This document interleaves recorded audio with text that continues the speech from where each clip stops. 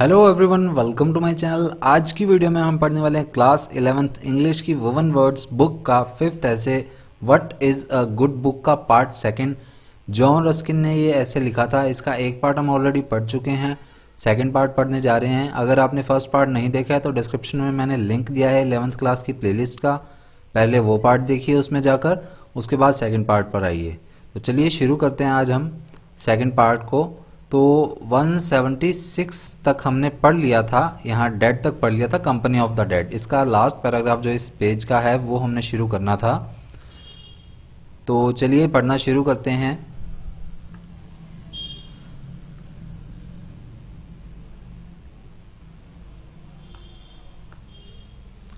So the place you desire and the place you fit yourself for, I must also say, because observe, this court of the past differs from all living aristocracy in this. It is open to labor and to merit but to nothing else. बहुत important line है इस chapter के लिए। तो अगर हम बात करते हैं कि ऐसा स्थान, ऐसा प्लेस जिसकी आप चाह रखते हैं, जिसको आप पाना चाहते हैं, तो वो जिस प्लेस के लिए आप खुद को फिट समझते हैं वो प्लेस हम बात कर रहे हैं, उस प्लेस की हम डिस्कशन कर रहे हैं। तो इसमें ये कहता है ऑथर कि हमें ये जरूर कहना चाहिए, ऑब्जर्व भी करना चाहिए। क्यों? क्योंकि this court of the past differs from all living aristocracy. Aristocracy मैंने आपको बताया था, लास्ट जो पार्ट था उसमें भी बताया था, जो ऊंचे वर्ग, अभिजातीय वर्ग कहा जाता है, जिसको ऊंचा वर्ग कहा जाता है, हाई क्लास कहा जाता है, एरिस्टोक्रेसी इन दिस। तो इसमें क्या कहा जा रहा है कि आप देखेंगे इसमें कि ये जो आज के टाइम का जो नेचर है, दरबार है, जो प्लेस है, वो क्या है, पहले के टाइम से, एंशियंट टाइम से डिफरेंट है। It is open to labour. पहले के टाइम राजाओं के लिए होते थे, ये लेबर के लिए, श्रमिक वर्ग के लिए है। एंड टू मेरिट, और ऐसे लोग जो कि मेहनत करते हैं, मेरिट में रहते हैं, उनके लिए आता है। बट टू नथिंग एल्स, उसके अलावा ये कुछ भी नहीं है। No wealth will bribe, no name will overawe, no artifice will deceive the guardian of those Elysian gates. तो कोई भी राशि, कोई भी रिश्वत हो सकती है, वो यहाँ पर नहीं चलेगी। कोई भी चालाकी नहीं चलेगी। चाहे हमें स्वर्ग में ही प्रवेश लेना है तो वहाँ भी चालाकी नहीं चलेगी, वहाँ पर भी हमें रोक दिया जाएगा। स्वर्ग के जो द्वार होते हैं उसमें भी प्रवेश करने के लिए एलिशियन स्वर्ग द्वार कह सकते हैं कि वहाँ के गार्जियंस जो होते हैं वो हमें वहीं पर रोक लेंगे कि ऐसे तुम नहीं जा सकते हो, हम ऐसे वहाँ पर प्रवेश नहीं कर सकते हैं। In the deep sense know while और वर्गर पर्सन एवर एंटर देयर। और सीधे सीधे सेंस में बात करें, डीप सेंस में बात करें, तो कोई भी दुष्ट बंदा, कोई भी ऐसा नकारा सा बंदा वहाँ पर एंटर नहीं कर सकता स्वर्ग के द्वारों में। At the portieres of that silent Faubourg Saint Germain there is but brief question, do you deserve to enter? Pass. Do you ask to be the company of nobles? Do you long for the conversation of the wise? Learn to understand it and you shall hear it. अब इसमें स्वर्ग के प्रवेश में ही, स्वर्ग के द्वारों में ही प्रवेश की बात की जा रही है। और यहाँ पर उसके अलावा एक शहर आया है, फॉबर्ग सेंट जर्मेन। ये एक शहर है, कहाँ का शहर है? फ्रांस का शहर है, जो कि हिस्ट्री के टाइम में बहुत ही फेमस रहा है किसी ना किसी चीज़ के लिए। So at the portieres of that silent Faubourg Saint Germain there is but brief question, do you deserve to enter? Pass. तो जो शांत सा रहने वाला जो फॉबर्ग सेंट जर्मेन का जो गेट है, वहाँ एंटर करते हुए ही हमें ये बात पूछी जाती है कि क्या तुम इसके काबिल हो? अगर हो तो आगे बढ़ो। Do you ask to be the company of nobles, कि क्या तुम इसमें प्रवेश लेने के काबिल हो, कुलीन लोगों के साथ रहकर उन जैसा बन सकते हो, इसके काबिल हो? Do you long for the conversation of the wise, क्या तुम मतलब बुद्धिमान लोगों से बातचीत करने की इच्छा रखते हो, वहाँ पर रहने, वहाँ पर उनसे ढंग से बात करने के लिए काबिल हो? लर्न टू अंडरस्टैंड इट, अगर इसे समझ पाओ तो इसे सीखो। And you shall hear it, और तभी तुम इसको ढंग से सुन पाओगे। यानी कि अगर तुम इसे समझना चाहते हो तो ही तुम समझ पाओगे, अदरवाइज नहीं समझ पाओगे। ये यहाँ पर एक एग्जाम्पल दिया है बेसिकली कि किस तरह से एक बुक रीडिंग जैसे होती है, ऑथर के माइंड तक कैसे पहुँचा जाता है, उससे रिलेटेड ही यहाँ पर बात की जा रही है एक एग्जाम्पल देकर। बट ऑन अदर टर्म्स, लेकिन दूसरे अर्थों में ऐसा कहें तो नहीं, ऐसा नहीं होता। If you will not rise to us we can not stoop to you. Stoop यानी कि झुकना, कि अगर तुम हमारे तक ऊपर नहीं उठ सकते हो तो हम तुम्हारे लिए नहीं झुकेंगे. द लिविंग लॉर्ड में assume courtesy, the living philosopher explain his thought to you with considerable pain, but here we neither feign nor interpret. अब यहाँ पर ये क्या कहते हैं कि हम तुम्हारे तक नहीं झुकेंगे, तुम उठ पाते हो तो उठ जाओ, हम नहीं झुकेंगे. कोई जीवित बंदा होता है वो हमें थोड़ी सी कर्टसी दिखा सकता है, थोड़ी सी विनम्रता दिखा सकता है.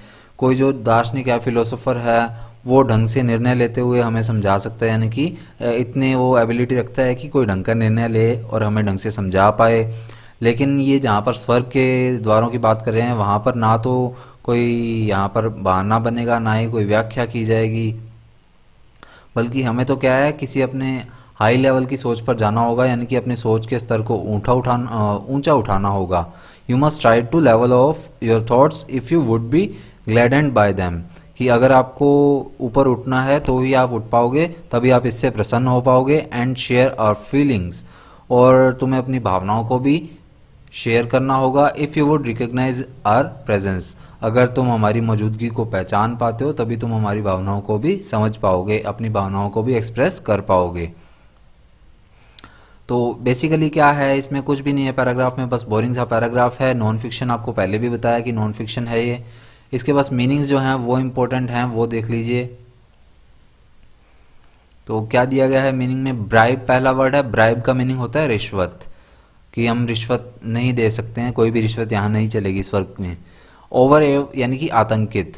आर्टिफाइस यानी कि चालाकी, युक्ति कहते हैं इसे. एलिशन रिलेटिंग टू और कैरेक्टराइज ऑफ हेवन और पैराडाइज, यानी कि हेवन पैराडाइज के जो स्वर्ग के द्वार होते हैं उसके बारे में यहाँ पर बात की गई है. वाइल का क्या मतलब होता है, एक्सट्रीमली अनप्लीजेंट. उसके बाद है पोर्ट्रियर्स का क्या मीनिंग होता है, पर्दे. स्टूप यानी कि झुकना, बैंड वंस हेड और बॉडी फॉरवर्ड्स एंड डाउनवर्ड्स, नीचे झुकना जिसे आप कहते हैं. फेन यानी कि कोई बहाना बनाना. इंटरप्रेट यानी कि किसी चीज की व्याख्या करना. तो चलिए अब आगे बढ़ते हैं. This then is what you have to do and I admit that it is much. और अब वो कहता है कि अब यही बात है जो आपको करनी है, कि एंड आई एडमिट, कि मैं इस चीज़ को स्वीकार करता हूँ कि ये इनफ है हमारे लिए, ये बहुत ज़्यादा है. अगर आप इसे समझ पाएँ तो ये काफ़ी है. मतलब स्वर्ग का जो इसने एग्जाम्पल दिया है उस एग्जाम्पल को आप ढंग से कंसीडर कर पाते हैं तो आपके लिए इनफ है. You must in a word love these people if you are to be among them. और ये कहता है कि अगर आपको उन्हीं में से you must in a word, एक वर्ड में अगर मैं कहूँ देन लव दीज पीपल, कि अगर आपको इन लोगों के बीच में रहना है तो आपको इनके साथ प्यार से रहना पड़ेगा. ये बात यहाँ कह रहा है. No ambition is of any use. अब ये यहाँ पर कहता है कि यदि आपको इनमें से एक बनना है तो आपको इनके जैसा बनना पड़ेगा, मतलब इनसे प्यार करना पड़ेगा.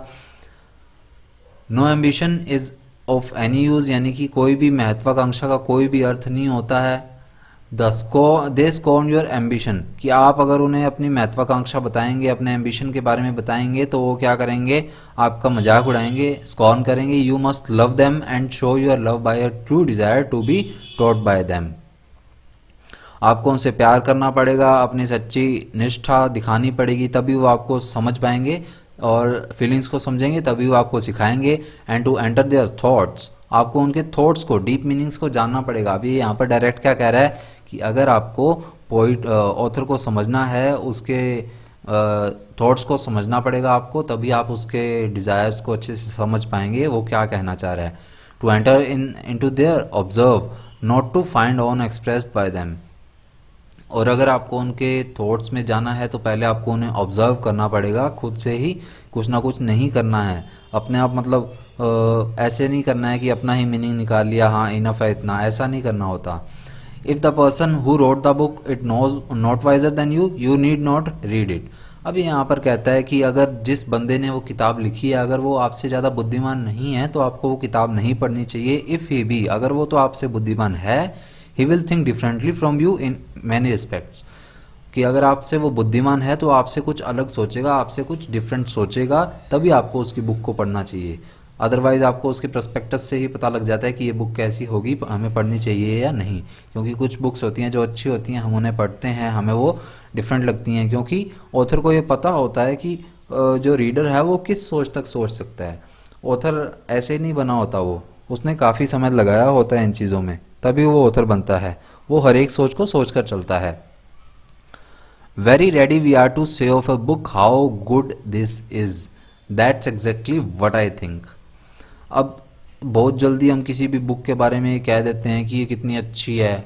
That's exactly what I think. Author कहता है कि पहले मैं भी ऐसा ही सोचता था, but the right feeling is how strange that is. लेकिन जो सही फीलिंग है वो क्या है कि इतना स्ट्रेंज ये कैसे है।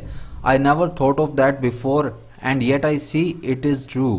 कि मतलब ये कितनी विचित्र बात है कि मैंने इसके बारे में पहले कभी सोचा ही नहीं, फिर भी ये जो है सच बात है। और if I do not now I hope I shall someday. और अभी तक अगर मैंने इसके बारे में नहीं सोचा तो मैं उम्मीद करता हूँ कि कभी तो मैं सोचूंगा इसके बारे में। बट वेदर डज सबमाइजिबली और not, at least be sure that you go to the author to get at his meaning, not to find yours। और आगे यहाँ पर क्या कहता है कि आपको जितना भी झुकना पड़े लेखक के माइंड तक पहुँचना चाहिए, आपको पहले अपनी मर्जी से अपना मीनिंग नहीं निकालना चाहिए। सबमाइजिबली एक तरह से नीचे झुकना ही कह सकते हैं हम। तो यहाँ पर ये क्या कह रहा है ऑथर कि आपको जितना भी ऑथर तक पहुँचना पड़े आपको पहले वहाँ पहुँचना चाहिए, उसके मीनिंग तक पहुँचना चाहिए, अपना खुद का मीनिंग नहीं निकालना चाहिए। एटलीस्ट आपको श्योर होना चाहिए। जितना भी आपको ऑथर तक पहुँचने के लिए झुकना पड़े, यानी कि उसके मीनिंग को अच्छे से जानना चाहिए, अपने मीनिंग को नहीं बताना चाहिए अपनी मर्जी से। जज it afterwards if you think yourself qualified to do so. आप अगर इतना खुद को क्वालिफाई समझते हैं तो बाद में खुद को जज कीजिए, पहले आप ऑथर के मीनिंग तक तो पहुंचिए, बट असरटेन इट फर्स्ट। लेकिन पहले आपको उसको ढंग से समझना चाहिए, अपनी मर्जी से निर्णय नहीं लेना चाहिए। And be sure also if the author is worth anything. और आपको ये भी श्योर होना चाहिए कि ऑथर कोई ना कोई क्वालिटी रखता है, उसकी कोई वैल्यू है, that you will get at his meaning at all at once. कि आप उसके मतलब मीनिंग तक एक बार में ही पहुंच रहे हैं तो उसकी क्या कोई वैल्यू नहीं है। That at his whole meaning you will not for a long time arrive in any wise. और अगर आप एक बारी में पहुंच रहे हैं तो उसका कोई मीनिंग ही नहीं है, फिर तो वो किसी भी बुद्धिमत्ता में मतलब समय व्यर्थ करने वाली बात है। अगर आप एक ही मीनिंग में पहुंच रहे हैं तब आपको वो बुक पढ़नी नहीं चाहिए इतना इजीली, अगर आप पहुंच रहे हैं तो। Note that he does not say what he means and in strong words too, but he cannot say it all, and what is more strange will not, but in a hidden way and in parables, in order that he may be sure you want it। बहुत अच्छी line है ये भी। इसमें author क्या कहना चाह रहा है कि हमें बुद्धिमत्तापूर्ण निर्णय लेना चाहिए, ढंग से मतलब पढ़ना चाहिए इस चीज़ को। ऑथर कहना क्या चाह रहा है वो हमें जानना चाहिए। इसका ये मीनिंग कोई नहीं है कि जो ऑथर कह रहा है वो सारा कुछ नहीं है, लेकिन ऐसा भी हो सकता है कि ऑथर उसमें कुछ कहना ही ना चाह रहा हो, मतलब ऐसे ही मतलब टाइम पास कर रहा हो, उस बातें बना रहा हो उसमें बस, ऐसा भी तो हो सकता है। तो हमें उन चीज़ों का ध्यान देना चाहिए। और सबसे डिफरेंट बात क्या है कि इसमें जो डीप मीनिंग्स होते हैं उनको हमें समझना चाहिए। कई बार वो क्या है, डीप थॉट्स होते हैं, पैराबल्स होते हैं, जो शिक्षाप्रद कहानियाँ हो सकती हैं उनमें, तो ऐसा कुछ भी छुपा हो सकता है। तो हमें पहले उसे अच्छे से जांच लेना चाहिए, क्योंकि ऑथर को पता होता है कि हमें क्या चाहिए, तभी वो सोच समझ कर ही लिखता है कुछ ना कुछ।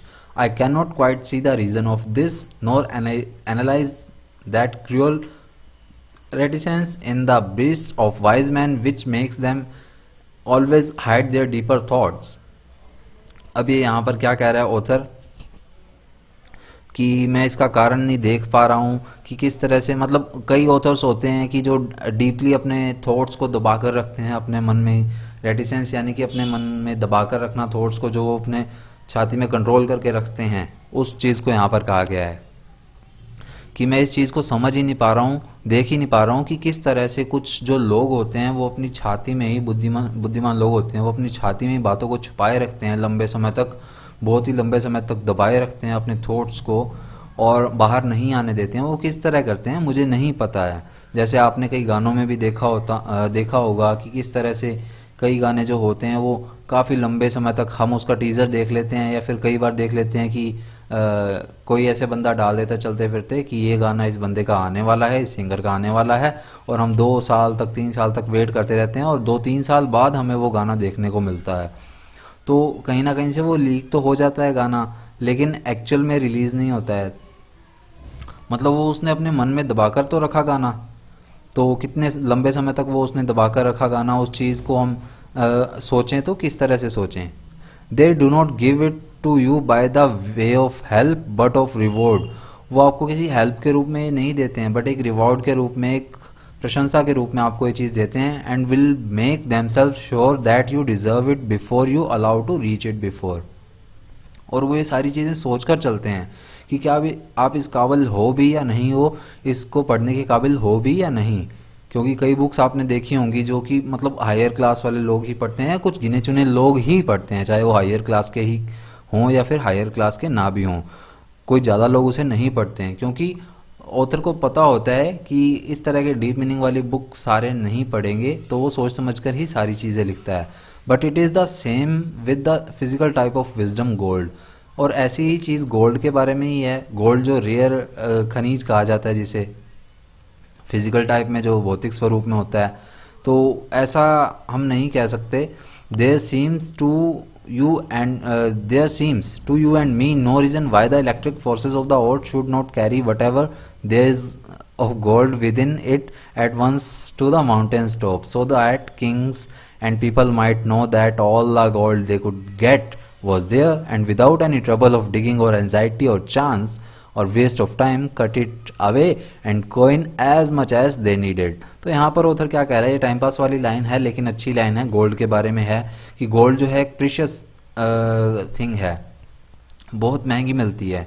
तो ऐसा क्यों नहीं होता कि जो नेचर में पाई जाने वाली इलेक्ट्रिक फोर्सेस हैं वो क्यों ना अर्थ में पाई जाने वाली जितनी भी इलेक्ट्रिक फोर्सेस हैं वो क्यों ना उस सारे गोल्ड को इकट्ठा करके एक हिल पर ले जाएं, एक माउंटेन के टॉप पर ले जाएं, और फिर बाद में राजाओं को और लोगों को पता चले कि ये गोल्ड जो है यहाँ पर फलाने माउंटेन पर पड़ा है, और वहाँ पर जाकर वो सारे ले आएँ, बिना किसी ट्रबल के खोदना ना पड़े उन्हें, कोई भी परेशानी ना हो, चिंता ना हो, कोई भी दिक्कत ना है, ना ही उनका टाइम वेस्ट हो।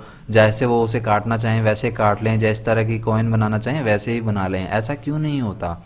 But nature does not manage it so. लेकिन नेचर इन सभी चीज़ों को मैनेज नहीं but nature does not manage it so, लेकिन नेचर हमारे अकॉर्डिंग उस चीज़ को मैनेज नहीं करता है।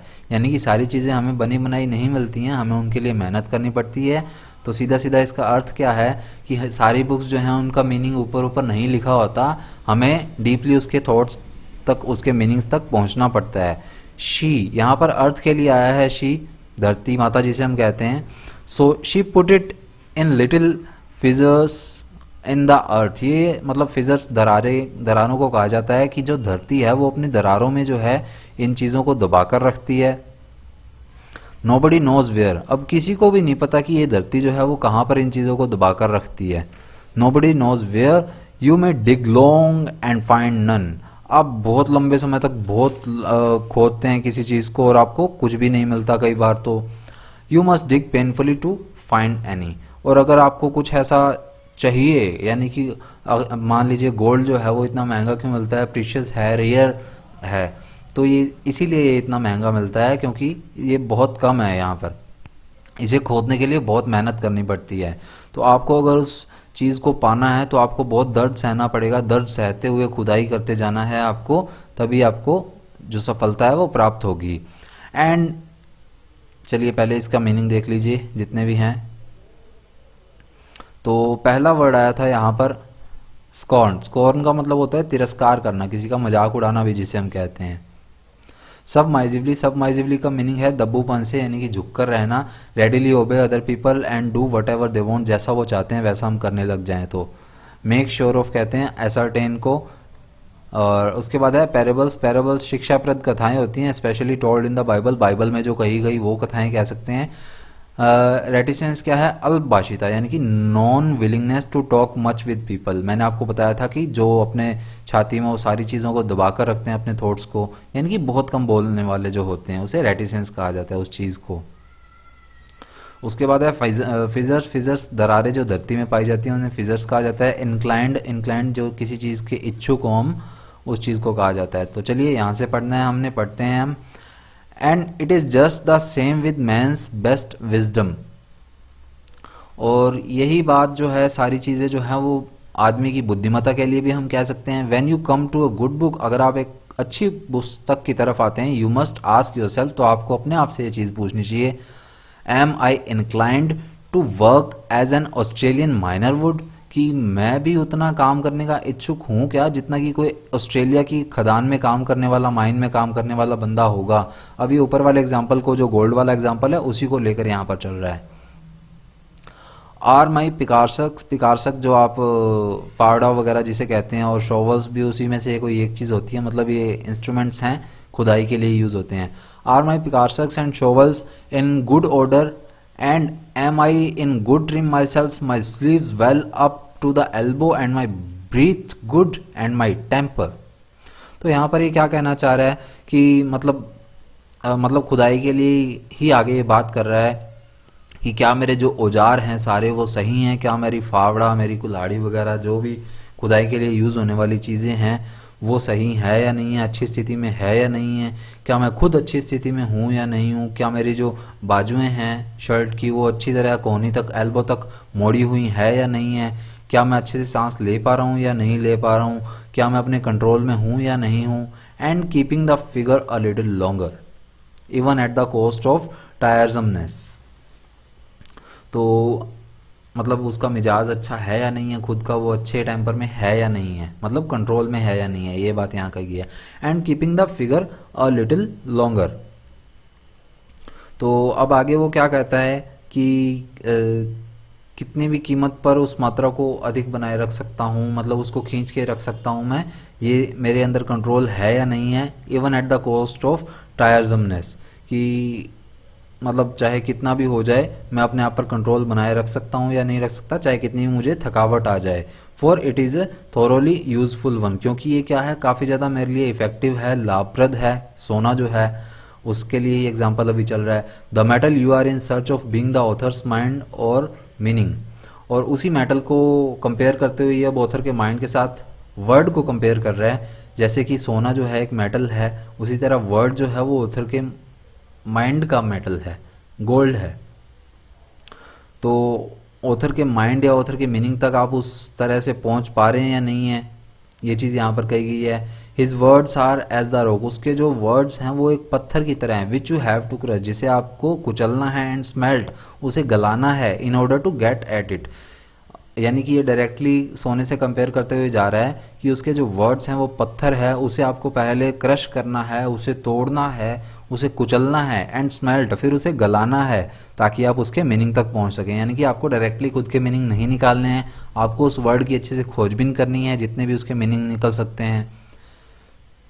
And your pickaxes are your own care, आपके जो फावड़े हैं वो आपकी खुद की केयर के लिए हैं, आपको हाजिर जवाब बनाते हैं। विट हाजिर जवाब को कहा जाता है। एंड लर्निंग, और आपको इस शिक्षा भी देते हैं। योर स्मेल्टिंग, आपकी जो गलाने की क्षमता है। Furnace is your own thoughtful soul, your smelting furnace is your own thoughtful soul. और जो आपकी जो हाजिर जवाबी, यानी कि आपकी जो गलाने वाली आपकी जो भट्टी है, फर्नेस भट्टी को कहा जाता है, कि आपके पास जो गलाने की क्षमता है, आपकी जो भट्टी है वो आपके थॉट्स हैं, थॉटफुल सोल है आपकी, यानी कि आपके जो सोचने वाली आत्मा है वो है। Do not hope to get at any good author's meaning without these tools, यानी कि अगर आपको किसी अच्छे ऑथर के मीनिंग तक पहुंचना है तो इन टूल्स के बिना मत जाइएगा।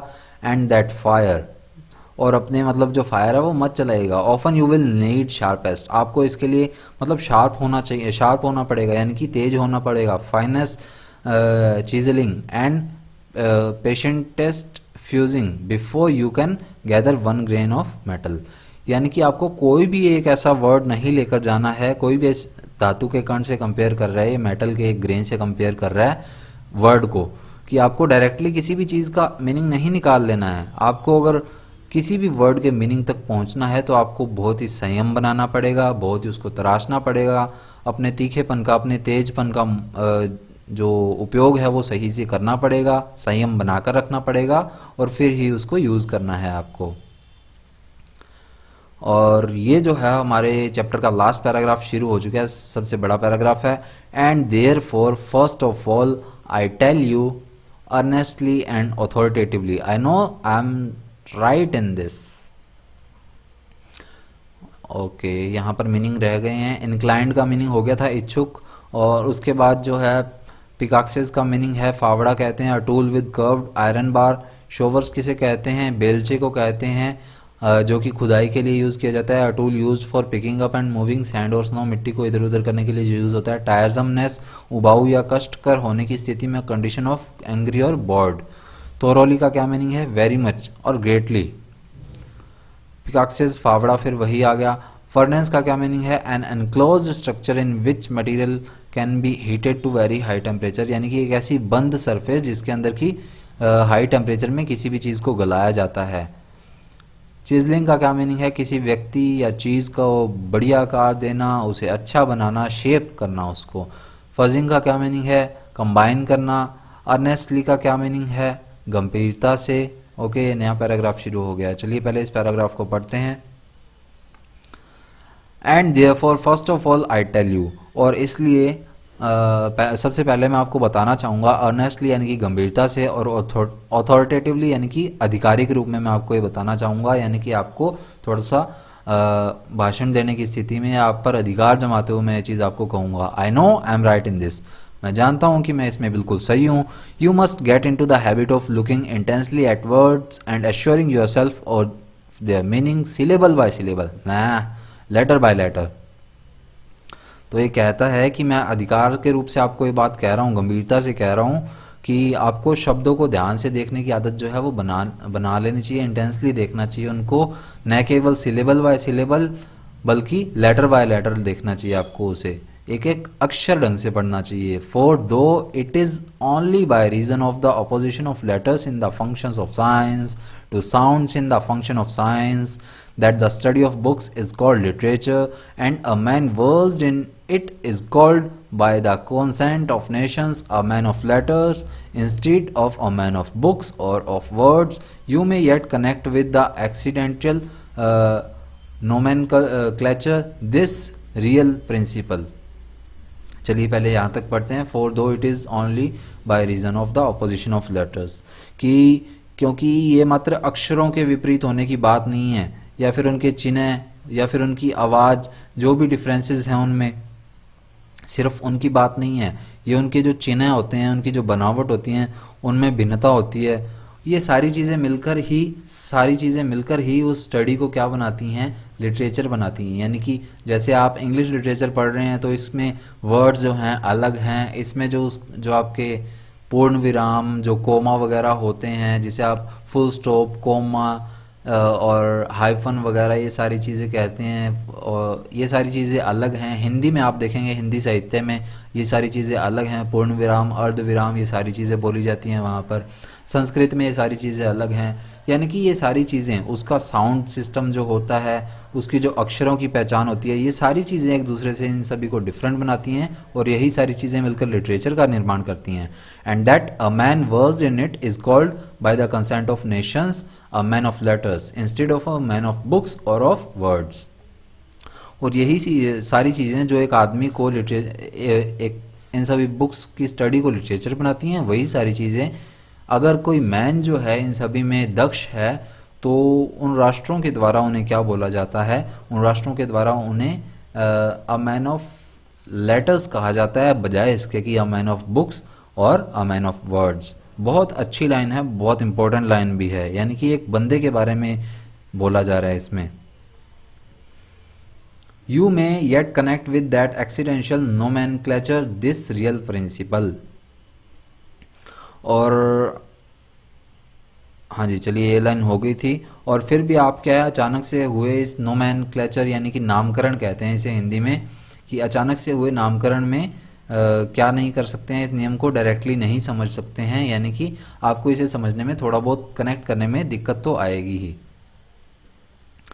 That you might read all the books in the British Museum and remain an utterly illiterate, कि आप ब्रिटिश म्यूजियम के अंदर जितनी भी बुक्स हैं वो पढ़ते रहें, फिर भी आप कहीं ना कहीं इलिटरेट कहलाएंगे। ब्रैकेट में क्या दिया है? If you could leave long enough. Okay, कि अगर आप इस समय तक जिंदा भी रहें, यानी कि ब्रिटिश म्यूजियम के अंदर जितनी भी बुक्स हैं उन्हें पढ़ते पढ़ते जिंदा भी रहें, तो भी आप इलिटरेट कहलाएंगे, अनएजुकेटेड पर्सन कहलाएंगे. But that if you read 10 pages of a good book letter by letter, that is to say with real accuracy you are for ever more in some measure with an educated person. लेकिन अगर आप किसी भी अच्छी book के ढंग से 10 page भी पढ़ लेना अक्षर बाय अक्षर, लेटर बाय लेटर, तो भी आपको पूर्ण रूप से शुद्धता से क्या है, हमेशा के लिए कहीं ना कहीं एजुकेटेड पर्सन के रूप में ही गिना जाएगा. तो यानी कि आपको एक शिक्षित व्यक्ति जो है वो काउंट किया जाएगा. The entire difference between education and non education consists in this accuracy as regards merely intellectual part of it. कि एक शिक्षित और अशिक्षित के बीच में जो डिफरेंस रहता है वो सारा डिफरेंस जो है वो इसी एक्यूरेसी का है, इसी एक्यूरेसी का कह सकते हैं हम, शुद्धता कह सकते हैं जिसे हम. और कहाँ तक की बात की जा रही है, इसके इंटेलेक्चुअल की बात की जा रही है इसमें, यानी कि इसकी जो बौद्धिक क्षमता होती है, बुद्धि से जो हम यूज़ करते हैं, अपने माइंड का यूज़ करते हैं, उस बारे में ही बात की जा रही है एजुकेशन की. A well educated gentleman may not know many languages. कि एक जो पढ़ा लिखा बंदा है वो भी इतनी ज़्यादा भाषाएं नहीं जानता है. May not be able to speak any but his own may have read very few books. कि एक पढ़ा लिखा बंदा जो है वो भी इतनी भाषाएं नहीं जानता है, लेकिन वो अपनी भाषा बोलने में तो दक्ष है, कम से कम वो अपनी भाषा तो बोल सकता है. और कोई भाषा नहीं बोल सकता तो क्या हुआ, लेकिन वो बुक्स तो मे have read very few books, और बहुत कम ही पुस्तकें उसने पढ़ी होंगी, लेकिन पढ़ी तो हैं कहीं ना कहीं. But whatever language he knows precisely. लेकिन जो भी उसने लैंग्वेज पढ़ी है वो ढंग से पढ़ी तो है, कम से कम उसने उस लैंग्वेज को अच्छे से जाना तो है. Whatever word he pronounces rightly. जो भी वर्ड वो प्रोनाउंस कर रहा है वो ढंग से तो प्रोनाउंस कर रहा है. अब ऑल, और इससे भी ऊपर क्या है, सोने पे सुहागा क्या है, he is learn in the peerage of words. कि मतलब उसने उस वर्ड्स को अच्छे से समझ लिया है, उसकी गहराइयों में वो जा चुका है. Knows the word of true descent and ancient blood. और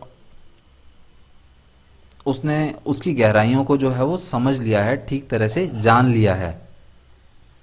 जो कि पुराने समय में भाषाएं चलती थी, उन भाषाओं के वर्ड्स को भी उसने अच्छे से जान लिया है, गहराइयों को समझ लिया है. At a glance from words of modern canaille remember all their ancestry, their intermarriages, distant relationships and the extent to which they were admitted and offices they held among the national noblesse of words at any time and in any country. ये भी अच्छी line है, important भी है, इसमें से question बन सकता है. तो क्या कह रहे हैं इस लाइन में कि जो भी उसने सीखा है उससे ढंग से उच्चारण कर पाता है, नहीं कर पाता है, उसके बारे में बात हुई. तो उसके बाद भी क्या है, सबसे बढ़िया बात क्या है, above all he is learn in the peerage of words.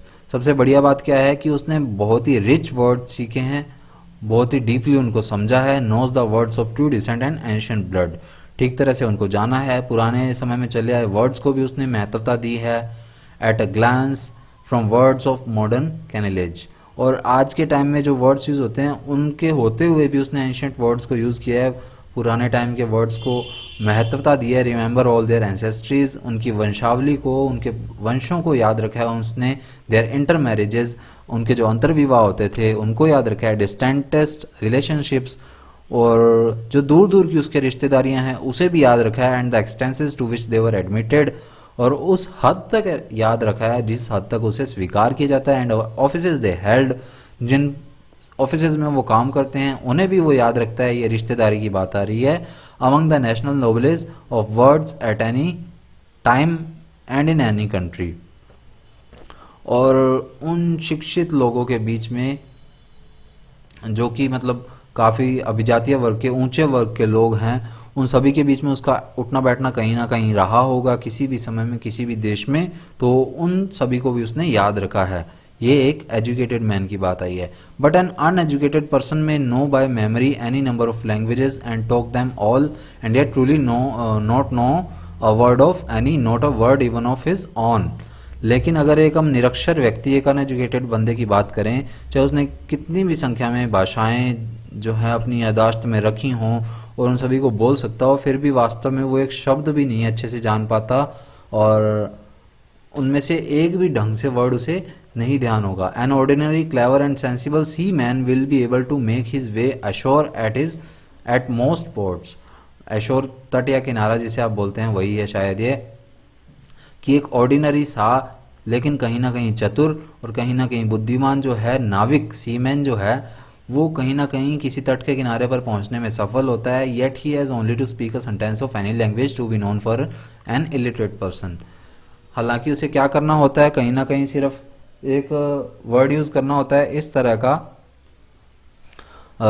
Sorry word नहीं सेंटेंस यूज़ करना होता है इस तरह का जो कि इलिटरेट पर्सन को कहीं ना कहीं समझ आ जाए। So also the accent or turn of expression of a single sentence will at once mark a scholar. तो कहीं ना कहीं वो एक स्कॉलर बंदे की पहचान बन जाती है कि वो दूसरों से, चाहे वो इलिटरेट पर्सन है, उससे ढंग से बात करने के काबिल भी है, मतलब उसे पता है कि किस तरह से बोला जा सकता है। And this so strongly felt, so conclusively admitted by educated person that a false accent or a mistaken syllable is enough in the parliament of any civilized nation to assign a man a certain degree of inferior standing forever। और दूसरी बात क्या कही गई है यहाँ पर, that ये भी अच्छे से स्ट्रांगली फील किया गया है, दैट सो कंसिक्वेंटली एडमिटेड, और इसे स्वीकार भी किया गया है अच्छी तरह से, that by educated persons that a false accent or mistaken syllable is enough, कि कोई पढ़ा लिखा बंदा है उससे कहीं ना कहीं कोई सिलेबल की भी गलती हो गई है, कहीं से थोड़ी सी भी सिलेबल की गलती हो गई है in the parliament of any civilise nation, और फिर क्या होगा, वो पार्लियामेंट के अंदर यानी कि उस संसद के बीच में उसे खड़ा कर दिया जाएगा, to assign a man of certain degree of inferior standing for ever, और कहीं ना कहीं उसे संसद में हमेशा के लिए नीचा स्थान प्राप्त हो जाएगा कि इसे पढ़ा लिखा होने के बाद भी ये नहीं पता, यानी कि उसे नीचा दिखाया जाएगा। And this is right, but it is a pity that the accuracy insisted on is not greater and required to a serious purpose. लेकिन कहीं ना कहीं बात करें तो ये भी दुख की बात है कि जिस एक्यूरेसी की बात की गई है उस पर ये ज़्यादा बड़े मामले में बात होती है, छोटे मोटे मामले में ज़्यादा बात भी नहीं होती है। It is right that a false latent quantity should not excite a smile in the House of Commons.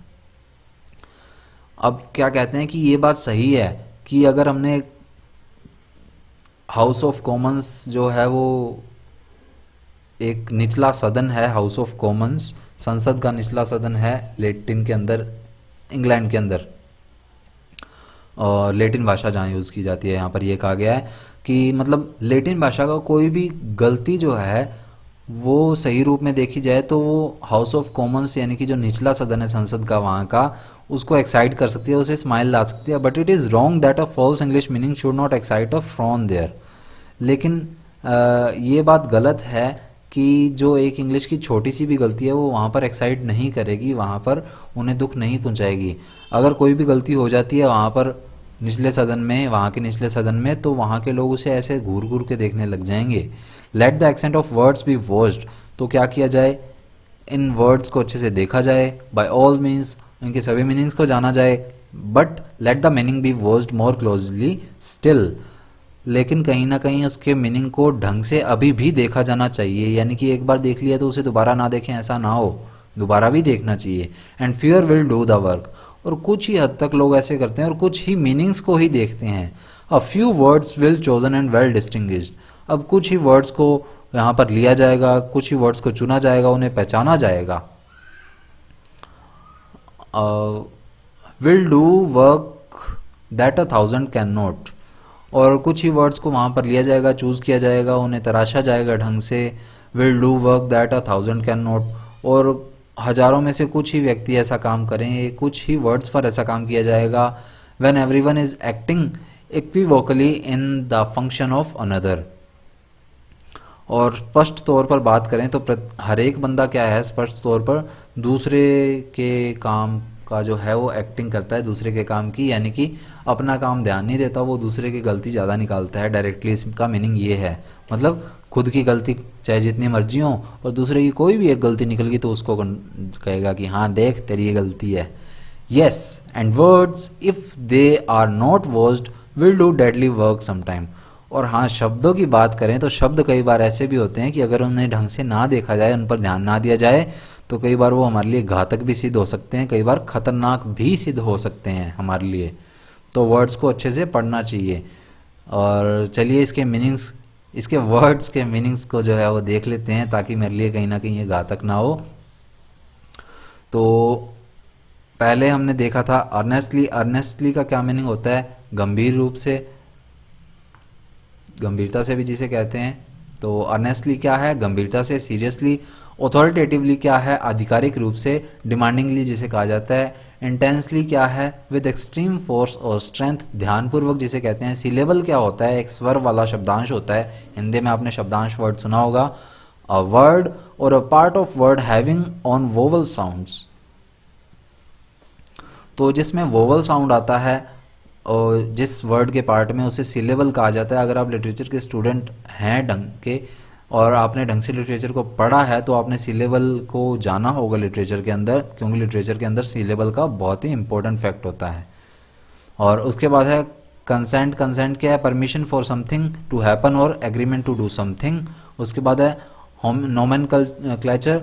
Nomenclature नामकरण कहते हैं। The division of choosing of names for things specially in science or other discipline. बंदे के नाम को nomenclature मत कर देना, ये ध्यान रखना, इसीलिए मैंने स्पेशल इंग्लिश में पूरा लिखा है। प्रिसाइजली क्या है? एग्जैक्टली, पूर्ण रूप से। पियरेज क्या है? धनिक लोग, अपर क्लास जिसे कहते हैं। एरिस्टोक्रेसी वर्ड भी धनिक लोगों के लिए, अपर वर्ग के लोगों के लिए यूज किया जाता है। कैनाइले क्या क्या मीनिंग है? आम लोग जो कॉमन पीपल होते हैं। नोबल्स का क्या मीनिंग है? अभिजातीय वर्ग, ऊंचे वर्ग के लोग। एरिस्टोक्रेट्स भी कहा जाता है the nobility of a foreign people. और उसके बाद क्या है? अशोर, तट या किनारा इसे कहते हैं हम। The on the bank of the river. उसके बाद है इनफेरियर। इनफेरियर क्या है? लोअर इन रैंक, स्टेटस और क्वालिटी। उसके बाद है फ्रॉन। फ्रॉन का क्या मीनिंग है? A facial expression indicating approval, displeasure और concentration characterized by a furring of one's brows, यानी कि अपनी जो आंखों के ऊपर आईब्रो होती हैं उससे ऐसे इशारा करते हुए किसी को डिसअप्रूवल के रूप में घूरना, जिसे हम कहते हैं। ओके, तो उसके बाद लास्ट जो हमारा वर्ड है इक्विवोकली, स्पष्ट रूप से या क्लियरली भी इसे कहा जाता है। तो ये चैप्टर जो है हमारा कंप्लीट हो गया है। इसके जो वर्ड मीनिंग की जो पीडीएफ है वो आपको टेलीग्राम पर मिल जाएगी। टेलीग्राम चैनल है सॉल्यूशन हब 0001 नाम से। डिस्क्रिप्शन में आपको टेलीग्राम चैनल का लिंक भी मिल जाएगा। उसके अलावा डिस्क्रिप्शन में आपको लिंक मिलेगा class 11th English woven words book की प्लेलिस्ट का, उस पर क्लिक कर लीजिएगा। सारे के सारे जितने चैप्टर्स हो चुके हैं उन सभी की जो वीडियोज़ हैं वो आपको वहीं पर मिल जाएंगी। तो मिलते हैं नेक्स्ट वीडियो में। Tata, bye bye, thank you, जय हिंद।